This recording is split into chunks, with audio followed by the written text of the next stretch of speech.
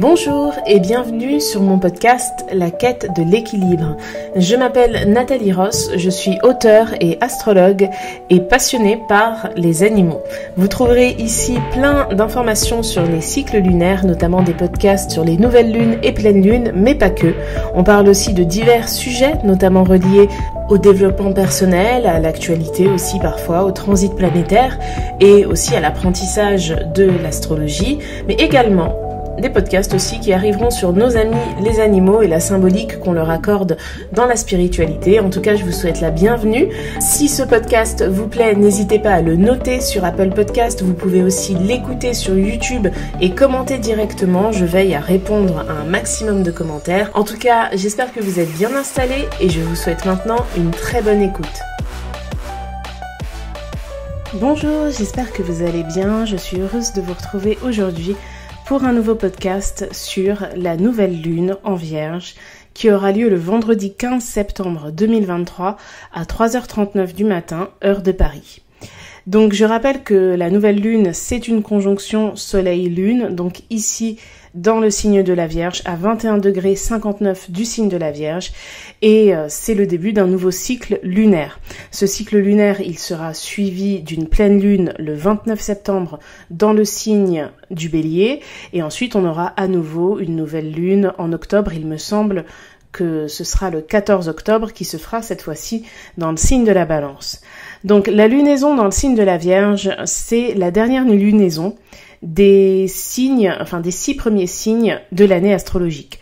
Je rappelle que l'année astrologique commence le jour du printemps, donc le 20 ou le 21 mars de chaque année, lorsque le soleil entre dans le signe du Bélier. Donc la Balance, c'est le 6e cycle, donc on en est à la moitié, et c'est une énergie de restructuration. C'est normal puisque c'est un signe de terre et que les signes de terre, ils ont vocation à construire et à stabiliser les choses. La Vierge, c'est l'énergie qui est associée à la rentrée. D'ailleurs, j'espère que vous avez tous et toutes passé une excellente rentrée. Elle est assez mouvementée avec la rétrograde de Jupiter et avec Uranus aussi en Taureau qui se trouve toujours en dissonance à Vénus. On va en parler parce qu'au moment de la nouvelle lune, ce sera encore le cas. Mais néanmoins, c'est une période d'expansion. Puisque Soleil en Vierge dit Soleil en harmonie avec ce qui se passe dans les signes de terre, et donc avec Jupiter et Uranus en Taureau. C'est quelque chose que l'on va retrouver en fin d'année et en début d'année 2024 aussi, puisque à chaque fin d'année et à chaque début d'année du coup, le Soleil est dans le signe du Capricorne et il sera en harmonie avec Jupiter en Taureau. Alors, c'est les deux seules périodes de l'année où ça se produira. Alors, il y aura aussi, bien évidemment, quand le soleil sera en Poisson, puisque le signe des Poissons il est au sextile du Taureau, mais c'est pas une harmonie aussi forte que quand c'est dans des signes de même élément. Donc les périodes Vierge et Capricorne, si vous cherchez à mettre en place de nouveaux projets, si vous cherchez à stabiliser une situation quelconque, que ce soit une situation professionnelle, que ce soit une situation sentimentale, que ce soit un projet que vous êtes en train de monter, peu importe vraiment, ce sont des périodes vraiment très intéressantes. Et cette nouvelle lune en Vierge, elle favorise également cela. Et par contre, ce sont pas des périodes où on attend des résultats immédiats. On est vraiment dans des signes de terre, donc qui sont associés à la lenteur, mais aussi à la construction qui se fait en amont.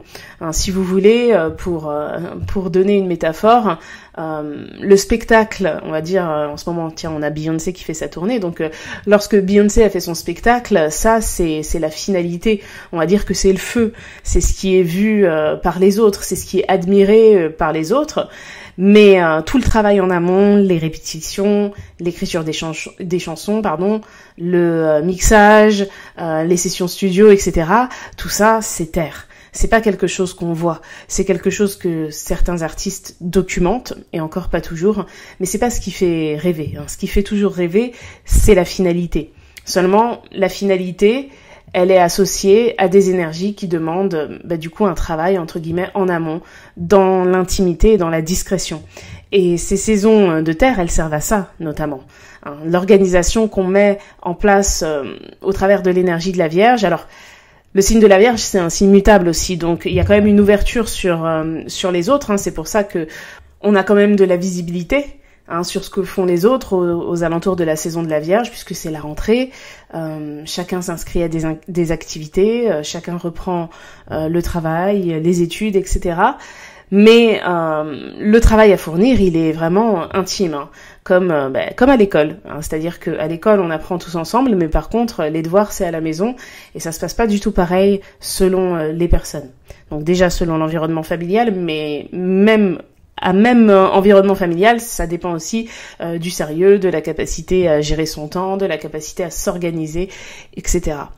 Donc, tout ça pour dire que c'est une période favorable pour mettre en place de nouvelles ou d'anciennes choses, en tout cas, mais les restructurer.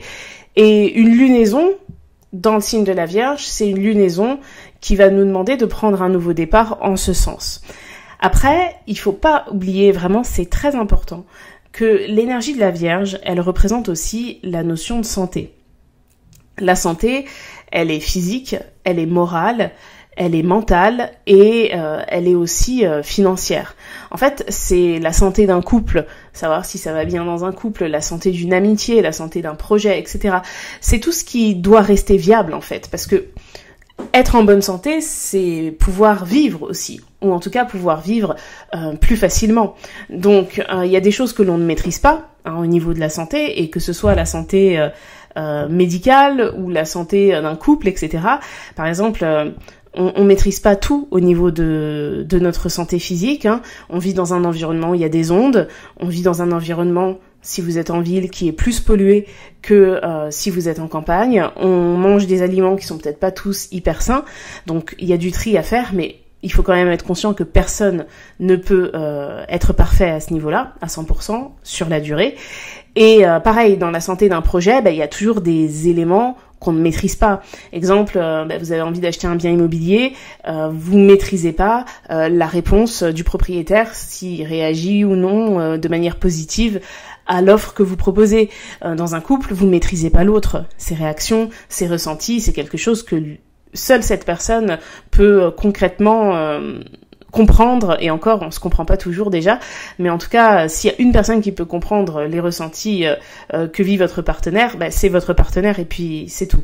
Donc, on n'est pas du tout dans la maîtrise, mais on doit quand même s'organiser au mieux pour pouvoir justement maîtriser ce qui nous est accessible. Et cette nouvelle lune, elle nous invite à penser à cela, en fait, à prendre des décisions. Alors souvent, c'est associé à une dynamique de routine, parce que tout ce qui est redondant, on va dire, c'est quand même bien porté par l'élémentaire, pardon. Mais ça doit prendre en compte aussi notre santé. Donc, en omettant tout ce qu'on ne peut pas maîtriser parce que ça concerne l'autre, on est invité, durant cette lunaison, à se concentrer sur ce que l'on peut maîtriser. Et ce que l'on peut maîtriser, c'est son temps, déjà, c'est aussi son énergie.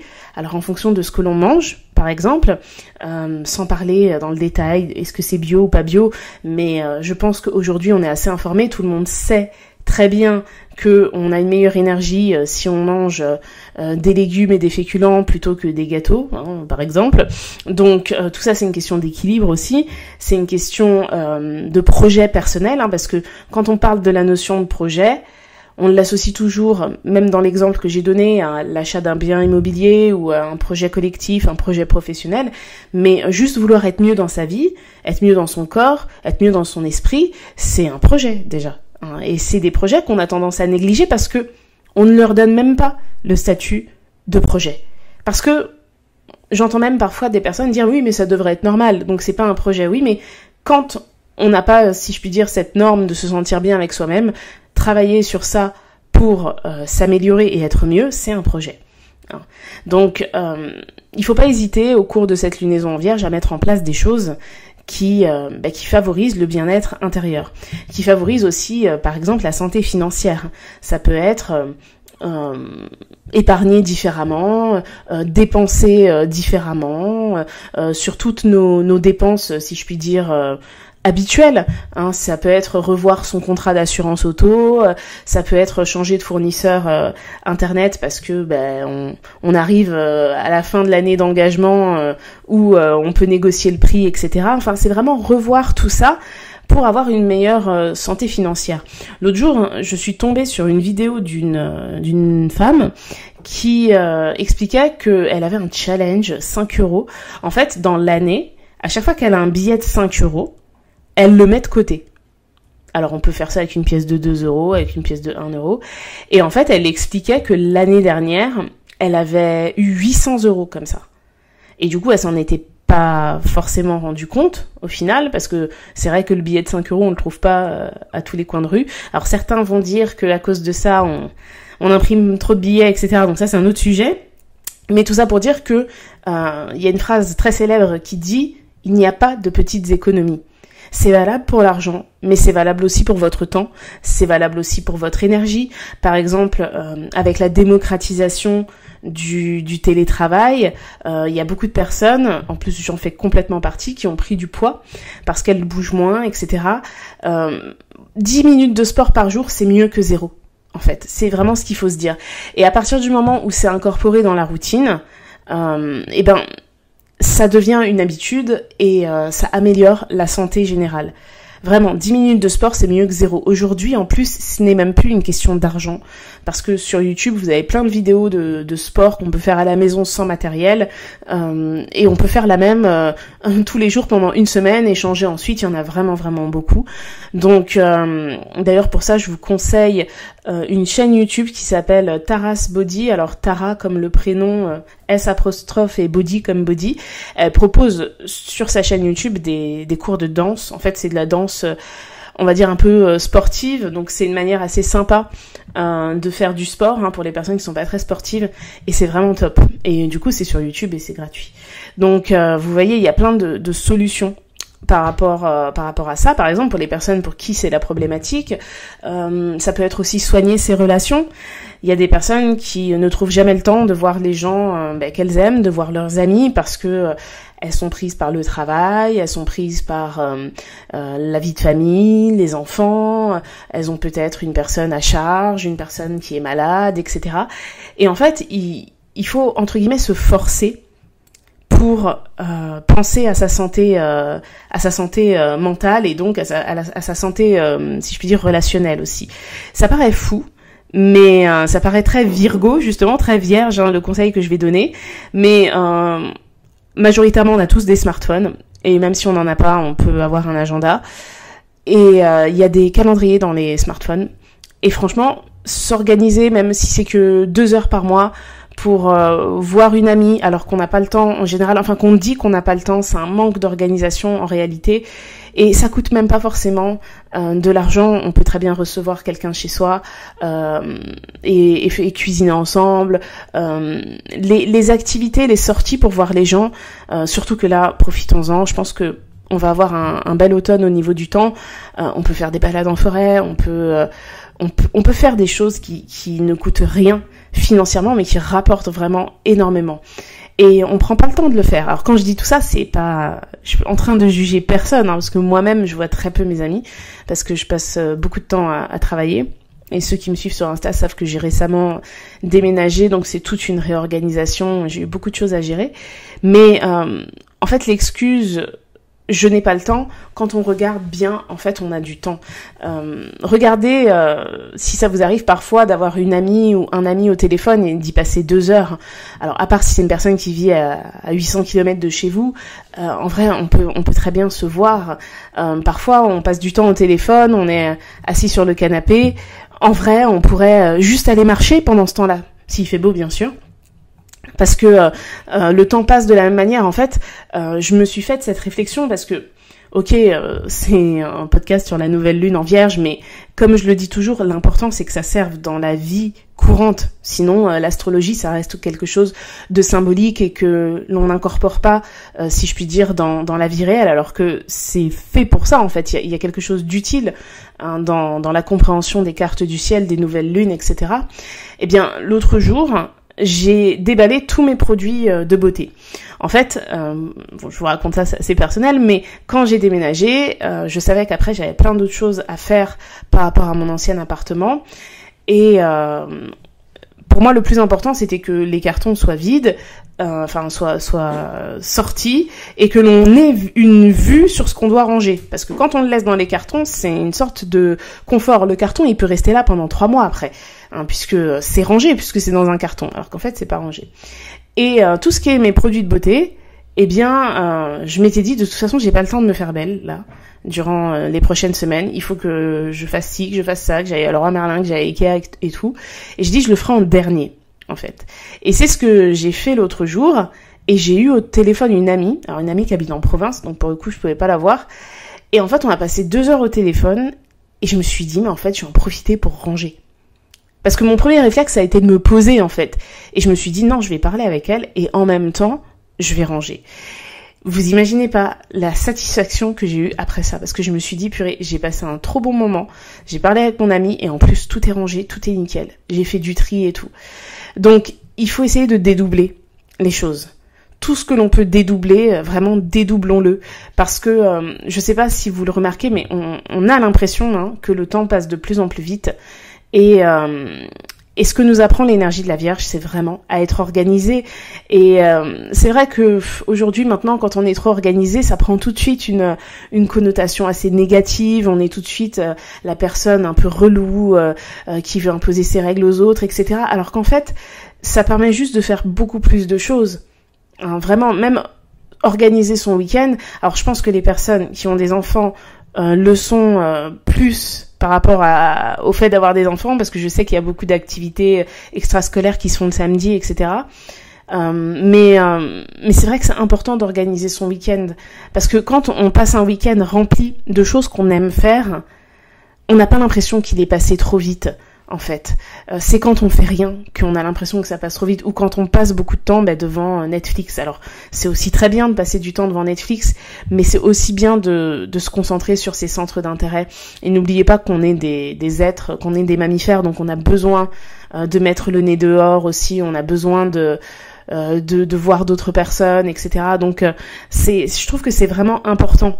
Et c'est quelque chose qui paraît anodin. Je sais qu'il y a peut-être plusieurs personnes, quand elles vont entendre ce podcast, elles vont se dire oui, bon, ça on le sait, on sait qu'on a besoin de voir des gens, etc. Mais vous regardez votre vie, vous allez remarquer que souvent vous négligez ce point, au profit du travail, au profit de vos responsabilités familiales.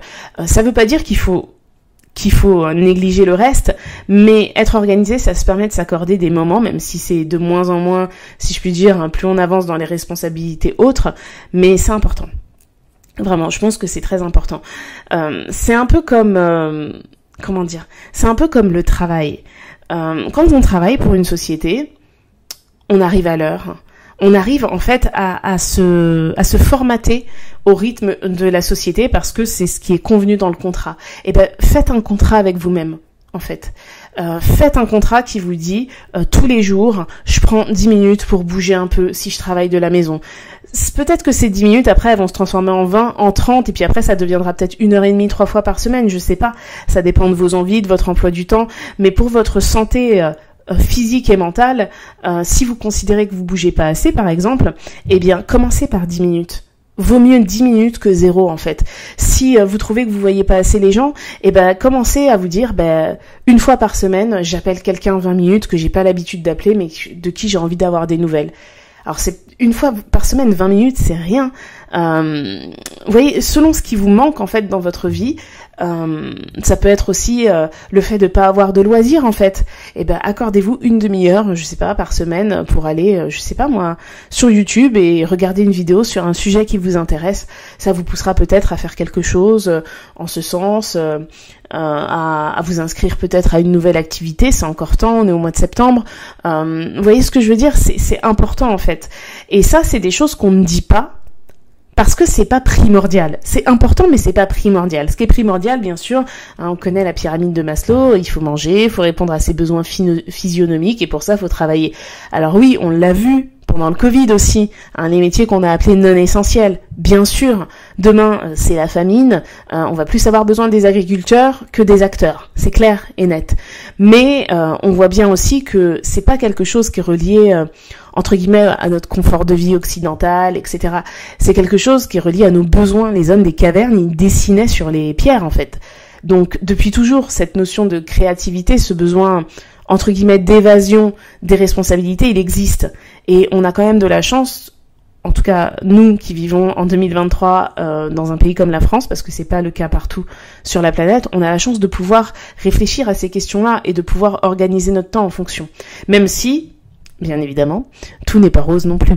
Non, ça veut pas dire ça, mais ça veut dire que quand même il faut profiter. Juste le fait de pouvoir se poser et de se dire j'aimerais bien m'accorder une demi-heure par semaine, pour ça c'est un privilège sur cette planète. Il y a largement plus que la moitié des habitants de cette planète qui n'ont pas le temps de se poser ce genre de questions parce que eux ils sont en train de chercher à répondre à leurs besoins physionomiques. Vous voyez ? Donc voilà, cette nouvelle lune en Vierge, vraiment, elle est très inspirante pour toutes ces raisons en fait. C'est aussi quelque chose qui évoque une forme de gratitude.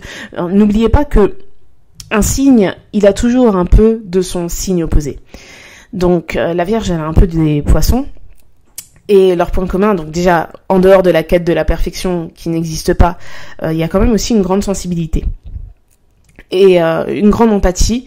Et ça va avec la notion de gratitude aussi. Parce que quand on est empathique et qu'on se rend compte, par exemple, qu'une personne souffre, ça nous permet aussi de réaliser que nous, sur ce sujet-là, en tout cas, on ne souffre pas.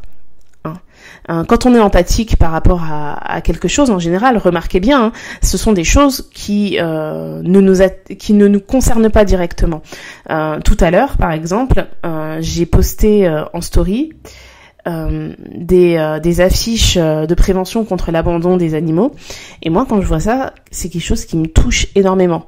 Et parce que je sais que moi, un animal, je l'abandonnerai jamais. Vous voyez ce que je veux dire ? Donc, quand on écoute un ou une amie qui vit une rupture, on est peiné parce que en tout cas, sur l'instant, enfin, on est empathique sur l'instant parce que nous, on n'est pas en train de vivre ça tout de suite. Si vous êtes deux personnes à vivre une rupture et que vous en parlez, vous allez remarquer, c'est pas forcément de l'empathie qui va se dégager, mais c'est plutôt une forme d'association et une forme de renouveau, de rebirth, comme on dit, qui va pousser à aller de l'avant. On n'est plus dans l'empathie pure, parce que y a deux personnes qui sont en train de vivre exactement la même chose. Et parfois même, si on est sincère avec soi-même, on remarque qu'il y a de la comparaison qui rentre en jeu, qui fait dire ouais mais moi ma situation elle est peut-être pire, etc.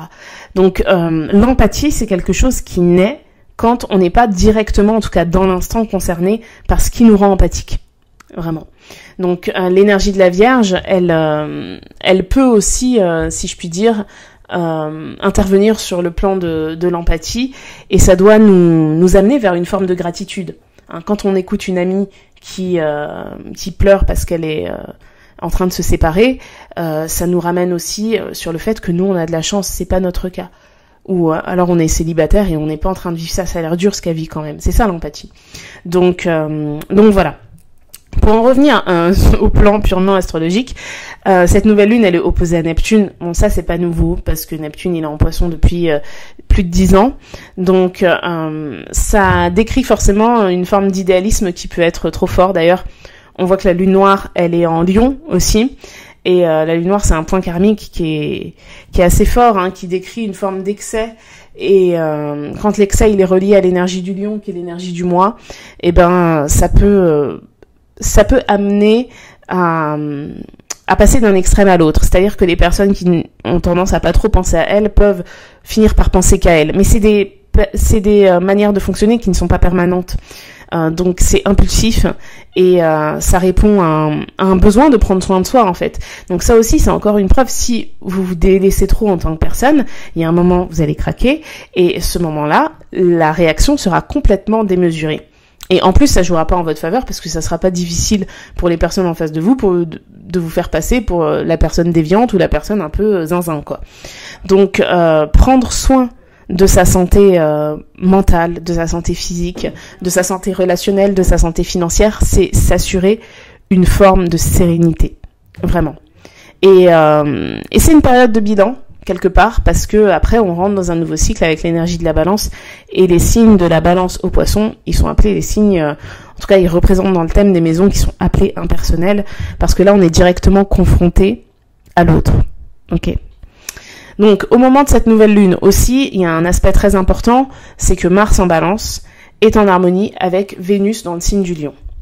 Donc Mars et Vénus, Hein, ce sont les deux astres qui peuvent parler de la libido, qui peuvent parler aussi de la relation entre guillemets sentimentale d'un point de vue masculin Mars et d'un point de vue féminin Vénus. Vénus en Lion, c'est la passion, c'est la créativité. Mars en Balance, c'est se battre pour avancer à deux, c'est se battre pour s'engager, c'est mettre aussi de l'indépendance dans la notion d'engagement.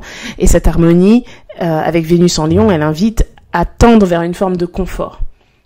Alors le confort, il n'est pas que matériel, il n'est pas que financier, c'est le confort de vie, vraiment. C'est être bien dans sa relation, être bien dans ses engagements, au-delà de sa relation. Alors ça peut être relié pour certaines personnes uniquement à la relation de couple, hein, c'est vrai, mais pas que. Donc ça, c'est un aspect qui est vraiment très positif. La nouvelle lune, de toute façon, elle est en harmonie avec Pluton en Capricorne, donc elle aide à la restructuration. Ce nouveau départ, il peut partir d'une envie de restructurer les choses. La nouvelle lune, elle est en harmonie avec Jupiter et avec Uranus, qui sont en mode rétrograde, mais qui évoquent toujours une forme de changement et d'évolution. Hein, je rappelle que Jupiter, ça fera, alors attendez, août, juillet, juin, mai, ça fera 4 mois qu'il est en taureau. D'ailleurs, c'était le 16 mai qu'il est rentré dans le signe du taureau. Là, la nouvelle lune, elle a eu le 15 septembre, donc c'est vraiment à peu près 4 mois après. Donc essayez de vous souvenir ce qui s'est produit durant ces 3 mois, parce que depuis le 4 septembre, Jupiter rétrograde, il peut y avoir l'envie justement de restructurer les choses. Peut-être qu'il y a quelque chose qui était fait pour vous, mais que vous avez, entre guillemets, mal fait, parce que vous avez manqué d'organisation, parce que vous avez manqué de sens de l'observation, vous n'avez pas fait attention à certains détails, etc. Donc, c'est pas forcément... Pluton, il n'invite pas forcément à tout jeter, mais il invite à remettre en question. Et les remises en question, elles sont forcément utiles que quand il y a de la maturité. Parce que remettre les choses en question, c'est aussi les remettre en question par rapport à soi.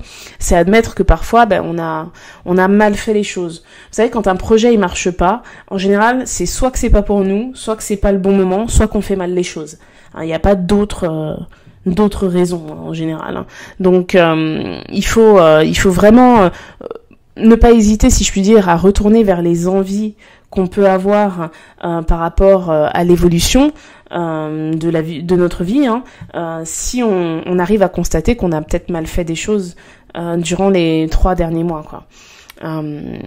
Qu'est-ce que je veux dire? Et du coup, Pluton, il est en harmonie avec Uranus aussi. Ça y est, maintenant Uranus, il est assez avancé dans le signe du Taureau pour être en harmonie avec Pluton, et c'est la dernière fois, puisque Pluton, le 20 janvier prochain, il va rentrer dans le signe du Verseau, et cette fois-ci, il va y rester, il va y avoir une incursion l'année prochaine, il va retourner un peu en Capricorne, mais je crois que c'est même pas un mois, il me semble, c'est que quelques semaines. Je vous donnerai les dates dans un prochain podcast, mais en tout cas, cette nouvelle lune, elle est en Vierge. Donc l'énergie de la Vierge, c'est une énergie de compassion, c'est une énergie d'organisation, qui parle aussi de travail, qui parle aussi vraiment d'observation. Alors attention au sens critique aussi, parce que parfois, pour se rassurer, et ça c'est un mécanisme, je pense, de défense, on critique ce qui est mis en place, on critique ce que les autres ont pu faire, etc. Et souvent c'est pour se rassurer. Il faut faire attention de ne pas tomber dans ça, parce qu'il y a quand même l'opposition à Neptune. Et pour terminer, je dirais que vraiment, le nœud nord, pendant la nouvelle lune, il est en Bélier. Il est dans le signe dans lequel il va y avoir la pleine lune dans 15 jours, 15 jours après la nouvelle lune. Donc le signe du Bélier, c'est un signe individuel. C'est le signe individuel, même si je puis dire. Donc sur le plan karmique, tout ça parce que le signe de la Vierge c'est quand même opposé au Poisson, et donc on est sur un axe de dévotion. Il y a l'idée de satisfaire ce mois. Et le nœud nord, il est en harmonie avec Vénus. Ça c'est intéressant. Parce que Vénus, c'est notre manière d'aimer, mais c'est aussi notre manière de créer. Donc tout ce qu'on aura envie de créer dans ce mois, dans ce mois MOIS, dans ce mois lunaire, quoi, il faudra que ce soit en accord justement avec le mois intérieur. Ok ? Donc voilà, en tout cas, j'ai terminé cette explication de la nouvelle lune. J'espère que ce podcast vous a plu. N'hésitez pas à le partager, n'hésitez pas à me faire des retours sur Instagram, n'hésitez pas aussi à le noter. Et moi je vous dis à très vite pour un prochain podcast. Et je vous souhaite d'avance, bien évidemment, une bonne nouvelle lune.